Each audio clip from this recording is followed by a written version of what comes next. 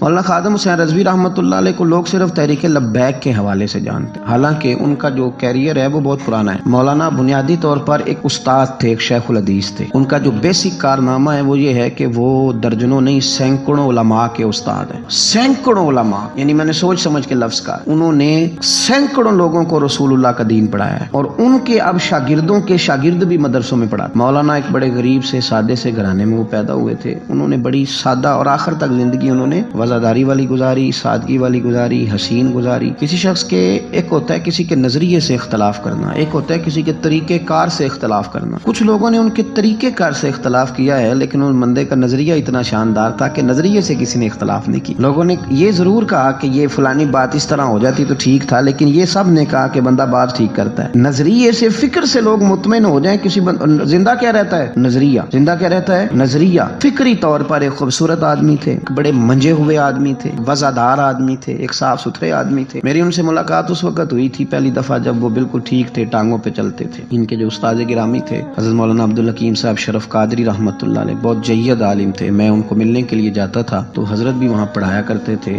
لاہور جامعہ نظامیہ میں، تو وہاں ان سے پہلی ملاقات ہوئی۔ پھر انہوں نے جو جماعت سب سے پہلے بنائی تھی اس کا نام تھا انجمن فدا یعنی ختم نبوت۔ اس جماعت سے انہوں نے کام کا آغاز کیا، اور بڑے اوائل میں، بڑے شروع میں انہوں نے ختم نبوت کے تعلق سے مختصر سے کام کا آغاز کیا، اور بڑی جلدی ان کا کام پھیل گیا۔ مکی پیر مکی دربار میں یہ اوقاف کی مسجد کے سرکاری خطیب تھے، لیکن حضرت ممتاز قادری صاحب رحمۃ اللہ علیہ کی شہادت پہ انہوں نے سرکاری ملازمت چھوڑ دی۔ اس کے بعد انہوں نے بڑی محنت کی، بڑی جد و جہد کی، بڑی کاوش کی، بیمار اور معذور ہونے کے باوجود بڑی کوششیں فرمائیں، اور بڑے نڈر تھے، بڑے بے باک تھے، بڑے خوبصورت تھے۔ سب سے بڑی بات یہ تھی کہ سکہ عالم دین تھے۔ جماعت میں کسی بھی سیاسی جماعت کے پاس اتنا تگڑا بندہ نہیں جس طرح کہ حضرت مولانا خادم حسین رضوی صاحب۔ میری ان سے تسلسل، جیل جانے سے پہلے میں ملا، جیل سے آئے تو پھر ملا۔ میں گرچہ ان کی جماعت میں کبھی شامل نہیں ہوا، لیکن فکری طور پر ان سے جو کہ پہلے کا ایک تعلق تھا، ابھی بھی 24 اکتوبر کو پچھلے مہینے کی وہ گجرات جا رہے تھے تو کچھ دیر ہمارے پاس رکے، اور دیر تک وہ باتیں کرتے رہے، اور دیر تک ان کی میں باتیں سنتا رہا۔ پھر وہ مجھ سے کچھ سوالات پوچھتے رہے، میں ان کے جواب دیتا رہا۔ پھر اچانک جو ہے وہ کچھ دن پہلے خبر ملی کہ ان کا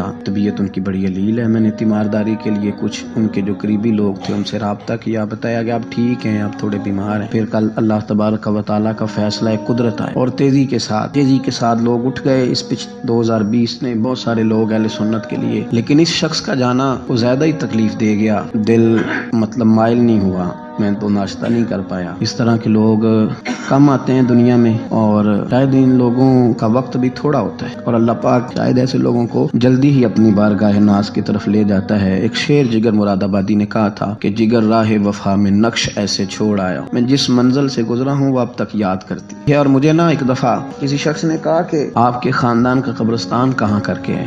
لوگ لکھنے والے جو لوگ ہوتے ہیں وہ پوچھتے رہتے ہیں کہ اس بندے نے کیا وصیت کی ہے، تحریری والے لوگ۔ تو میں نے انہیں کہا کہ قبر بھی بانی جائے گی۔ تو مجھے کہنے لگے کہ کس طرح کر کے پتہ چلے گا؟ تو میں نے کہا تے اکھاں جدوں میٹیاں تے پھر زمانہ مینوں روے، اپنا تے اپنا بیگانہ مینوں روے گا، تے جدوں نہ میں دسیا میں خارا نوں میں خانے وچ، پھر جام ٹوٹ جان گے میں خانہ مینوں روے گا۔ کئی لوک لوک رون گے تے کئی بک بک رون